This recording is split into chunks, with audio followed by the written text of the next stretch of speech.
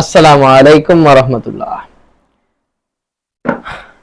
প্রিয় ষষ্ঠ শ্রেণীর শিক্ষার্থী, তার সাথে জড়িত অভিভাবক এবং তার সাথে জড়িত শিক্ষক যারা এই মুহূর্তে ভিডিওটা দেখছেন এবং পরবর্তীতে দেখবেন, আমরা জুনাইজ টিউটোরিয়াল টিম বাংলাদেশ ও বিশ্ব পরিচয়ের উপর ষষ্ঠ শ্রেণীর শিক্ষার্থীদের জন্য কিছু ক্লাসের আয়োজন করেছি, যেখানে 3টা অধ্যায়ের ক্লাস থাকবে। ঠিক তারই ধারাবাহিকতায় আজকে আমরা প্রথম অধ্যায়ের দ্বিতীয় পার্টে চলে এসেছি। তো যাই হোক, বেশি কথা না বলে চলে যাই আলোচনায়। দেখো, আমরা পার্ট 3 অর্থাৎ আমরা প্রথম অধ্যায় পড়ছিলাম, চলে যাই প্রথম অধ্যায়ে। প্রথম অধ্যায় দেখো, প্রথম অধ্যায়ের আমরা পার্ট 1 শেষ করেছি, পার্ট 2 শেষ করেছি এবং আজকে আমরা পার্ট 3-এ প্রবেশ করব ইনশাআল্লাহ। পার্ট 3 ও 4 সমাজ বিকাশের বিভিন্ন স্তর, অর্থাৎ আমাদের এই যে সমাজ, এটা যে পরিবর্তন হয়ে গেছে, এই সমাজ পরিবর্তনের যে বিভিন্ন স্তর আছে, এই স্তরগুলো নিয়ে এখানে আলোচনা করা হয়েছে। আমরা প্রাচীন সেই মিশরীয় সভ্যতার কথা জেনেছি, আমরা প্রাচীন সেই সিন্ধু সভ্যতার কথা জেনেছি ব্যাবিলনীয় সেই উদ্যানের কথা, যেখানে গড়ে উঠেছিল প্রাচীনকালের সেই সভ্যতা। শিকার ও সংগ্রহ। শিকার মানে কি? কোনো কিছু, অর্থাৎ কোনো কিছুকে জখম করে নিজের ভক্ষণের জন্য প্রস্তুত করাই হচ্ছে শিকার। শিকার ও সংগ্রহ, অর্থাৎ শিকার ও সংগ্রহ। পুরানো উদ্যান কৃষি ও পশুপালন সমাজ। উদ্যান কৃষি কি? উদ্যান হচ্ছে ফসলের জমি চাষ, এবং এই যে পশুপালন সমাজ, এটাতে কিভাবে আসলো, তাই না? এগুলো নিয়ে আমরা আজকে আলোচনা করব। এখানে বলা হয়েছে সমাজ পরিবর্তনশীল, তাই না? সমাজ কিভাবে পরিবর্তনশীল? মনে করো তুমি এখন যে এলাকায় আছো, এই এলাকায় বিপুল পরিমাণে মানুষ বসবাস করে। যেহেতু বিপুল পরিমাণে মানুষ বসবাস করে, ঠিক সেখানকার উন্নয়ন এখনো বিভিন্ন ধরনের হয়ে থাকে। এখন আমরা যদি এখন থেকে ঠিক 100 বছর পিছনে যাই, তখন দেখবা ঠিক এমন আধুনিকায়ন কিন্তু ছিল না। এখন আমরা যেভাবে ইউনিয়ন, উপজেলা, বিভাগ এগুলো আমরা পেয়েছি, ঠিক প্রাচীনকালে কিন্তু এভাবে ছিল না। প্রাচীনকালে তারা একজন শাসকের অধীনে ছিল। এই জন্য বলা হয়েছে তুমি এখন সেই আগেকার সমাজ আর এখনকার সমাজ, এই দুইটার মধ্যে একটু পার্থক্য করো, তাহলে দেখবা এই দুইটা সমাজের মধ্যে কোনো মিল নেই, তাই না? ঠিক এই জন্য বলা হয়েছে সমাজ পরিবর্তনশীল। আজকের দিনে আমরা বাংলাদেশে যে সমাজকে দেখছি, আগের দিনে সমাজ কিন্তু এরকম ছিল না। আজকের সমাজ দীর্ঘকালের বিকাশ ধারার ফল, অর্থাৎ আজকের যে সমাজ এসেছে, এই সমাজটা কিভাবে এসেছে? দীর্ঘ সময়ে পরিবর্তিত হতে হতে এক সময় আমাদের আজকের এই সমাজ এসেছে।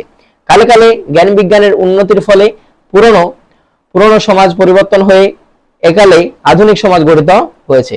অর্থাৎ প্রাচীনকালে এই সমাজ পরিবর্তিত হয়ে এখনকার আমাদের এই আধুনিক সমাজ গড়ে উঠেছে। এবার বলছে ভবিষ্যতে সমাজ আরো পরিবর্তন হবে। অর্থাৎ তুমি যদি এখন থেকে 100 বছর পুরনো কোনো মানুষকে জিজ্ঞাসা করো, তার কাছে মনে করো ফোন একটা মানে কি বলবো, অবিস্মরণীয় বিষয় এবং অকল্পনীয় বিষয়। কিন্তু যারা আমরা এখন এই জেনারেশনে আছি, তাদের কাছে কিন্তু ফোন কোনো ব্যাপারে না। ঠিক এইভাবে যে ভবিষ্যতে আরো কিছু পরিবর্তন দেখা দিবে, তাও কিন্তু নিশ্চিত।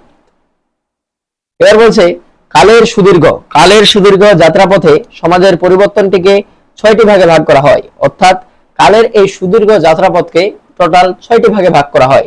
1, শিকার ও সংগ্রহ ভিত্তিক সমাজ। অর্থাৎ এই সমাজে কি করত? এই সমাজে মানুষ শিকার করত এবং বিভিন্ন জিনিস জমিয়ে তারা জীবনযাপন করত। 2 নম্বর হচ্ছে উদ্যান কৃষি ভিত্তিক সমাজ। এই সমাজে মানুষ কি করা শিখে? এই সমাজে মানুষ ভূমি চাষ করা শিখে, অর্থাৎ এই সমাজে মানুষ কৃষিকাজের দিকে এগিয়ে পড়ে। এরপরে আসে পশুপালন সমাজ। পশুপালন সমাজ কি? পশুপালন সমাজ হলো তখন মানুষ গবাদি পশু পালন করা শুরু করে। কৃষিভিত্তিক সমাজ, অর্থাৎ এই কৃষিভিত্তিক সমাজ হলো এই সময় মানুষ কি করে? এই সময় মানুষ কৃষিকাজ করে তাদের জীবিকা নির্বাহ করা শুরু করে। এবং তারপরে চলে আসে শিল্পভিত্তিক সমাজ। অর্থাৎ শিল্পভিত্তিক সমাজ মানে কি? কোনো কিছু অর্থাৎ তৈরি করার মাধ্যমে যে জীবিকা নির্বাহ, এটা হচ্ছে শিল্প, আর এর উপর ভিত্তি করে মানুষের জীবনযাত্রা শুরু হয়। এরপরে আসো শিল্প বিপ্লব পরবর্তী সমাজ। অর্থাৎ যখন প্রচুর পরিমাণে শিল্পায়ন ঘটে গেছে, যখন এই হিউজ অ্যামাউন্ট অফ শিল্পায়ন ঘটে গেছে, তখন সেখানে কি হয়েছে? শিল্প বিপ্লব ঘটছে, এবং এই শিল্প বিপ্লবের পরবর্তী যে সমাজ, এখানে আমরা বর্তমানে বসবাস করছি। এইবার দেখো শিকার ও খাদ্য সংগ্রহ ভিত্তিক সমাজ। অর্থাৎ শিকার ও খাদ্য সংগ্রহ ভিত্তিক সমাজ। শিকার ও খাদ্য সংগ্রহ ভিত্তিক সমাজ হচ্ছে মানব সমাজের আদিমতম রূপ, অর্থাৎ প্রাচীন রূপ। তখন স্থায়ী কোনো ঘরবাড়ি ছিল না, মানুষ যাযাবরের মতো বসবাস করত, তাই না? মানুষ গুহায় ও বন জঙ্গলে বাস করত। প্রাকৃতিক সম্পদ ছিল প্রচুর, অর্থাৎ এখন যেভাবে আমরা ফলমূল পেয়ে থাকি, প্রাচীনকালে তারা আরো অধিক পরিমাণে পেয়ে থাকতো, কিন্তু এই সম্পদকে ব্যবহার করে খাদ্য উৎপাদন করতে শেখেনি, অর্থাৎ তারা কাঁচাই খেত, যা পাইতো তাই কাঁচাই খেত। এর বলছে বন জঙ্গল থেকে তারা খাবার খুঁজে নিত আর শিকার করত। খাবারের খোঁজে তারা এক জায়গা থেকে অন্য জায়গায় ঘুরে বেড়াতো, অর্থাৎ তাদের কোনো সংসারের কোনো চিন্তাই ছিল না, তাই না? এর বলছে ফলমূল সংগ্রহ, পশু পাখি ও মৎস্য শিকার ছিল আদিম সমাজের প্রধান কাজ। এই লাইনটা একটু হাইলাইট করো। যখন শিকার মিলত তখন খেত, শিকার না মিললে উপোস থাকতে হতো, অর্থাৎ তারা যেদিন ভালো কোনো শিকার পেত তখন সেদিন তারা খেত। কারণ এখন আমাদের যেরকম স্টোরেজ সিস্টেম আছে, রেফ্রিজারেটর আছে, তাদের কাছে কিন্তু ঠিক এইটা ছিল না।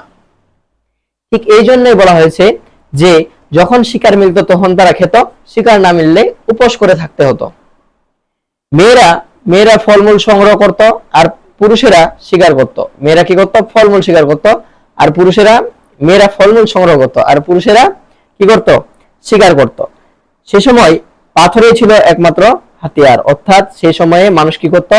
পাথর ব্যবহার করে নিজের আত্মরক্ষা করত। এ কারণে এই সমাজকে প্রাগৈতিহাসিক বা প্রস্তর যুগের সমাজ বলা হয়। তাহলে প্রস্তর যুগের সমাজ কাকে বলে? যে সমাজে মানুষ পাথরের ব্যবহার শিখে, যে সমাজে মানুষ পাথর দ্বারা অস্ত্র তৈরি করতে শিখে, যে সমাজে মানুষ পাথরের দ্বারা নিজেদের আত্মরক্ষা করতে শিখে, সেই সমাজকে বলা হয় প্রাগৈতিহাসিক যুগের সমাজ বা প্রস্তর যুগের সমাজ। এ সমাজের উল্লেখযোগ্য ইতিহাসগুলো, এ সমাজের উল্লেখযোগ্য হাতিয়ারগুলো হচ্ছে খাঁজকাটা বল্লম। এই যে এই নাম হচ্ছে খাঁজকাটা বল্লম। তারপরে মাছ ধরার হারপুন, হাড়ের সুই। শীত ও রোদে বৃষ্টি থেকে রক্ষা পাওয়ার জন্য মানুষ গাছের ছাল ও লতাপাতা এবং পশুর চামড়া ব্যবহার করত। আমরা ঠিক এখন যেভাবে আমরা কাপড় পরি, প্রাচীনকালে ঠিক এইভাবে মানুষ কাপড় পরতে পেত না। মানুষের কাছে কাপড় ছিল না, তারা পরতো কি, তাই না? এই সমাজের মানুষ কোন শক্তিশালী সংগঠন ও প্রতিষ্ঠান গড়ে তুলতে পারেনি।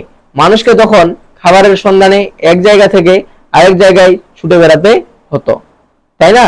অর্থাৎ লুক লাইকা যাযাবর, অর্থাৎ তারা যাযাবরের মতো বসবাস করত। আর চলে এসেছি আজকে আমাদের লাস্ট টপিকে, উদ্যান কৃষিভিত্তিক সমাজ।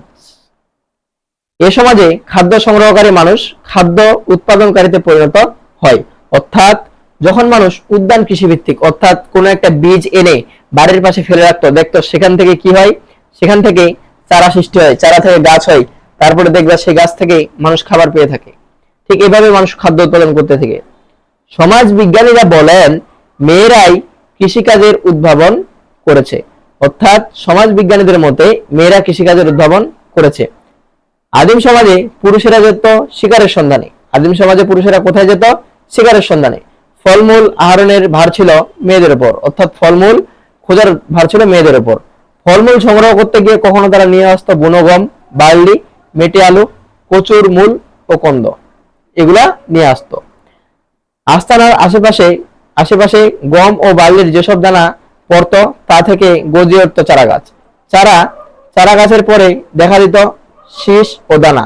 এই ধরনের ঘটনা থেকে বীজ ছিটিয়ে খাওয়ার উপযোগী শস্য পাওয়ার ধারণা সৃষ্টি হয়। কৃষিকাজের এই পর্যায়কে বলা হয় উদ্যান চাষ, অর্থাৎ যে সময়ে মানুষ জমি চাষ করতে শিখে সে সময়টাকে বলা হয় উদ্যান চাষ। এক্ষেত্রে প্রথমে মেয়েরা তাদের বসবাসের আশেপাশে পতিত জমিতে একটা লম্বা লাঠি বা পশুর শিং দিয়ে মাটি চিরে গর্তে বীজ ফেলে ফসল ও ফলমূল উৎপাদন করত। ফসল পাকলে পশুর চোয়ালের হাড় দিয়ে ফসল কাটত, এবং যেহেতু সে সময় অস্ত্র ছিল না, তবে প্রয়োজনের বেশি ফসল তারা উৎপাদন করেনি।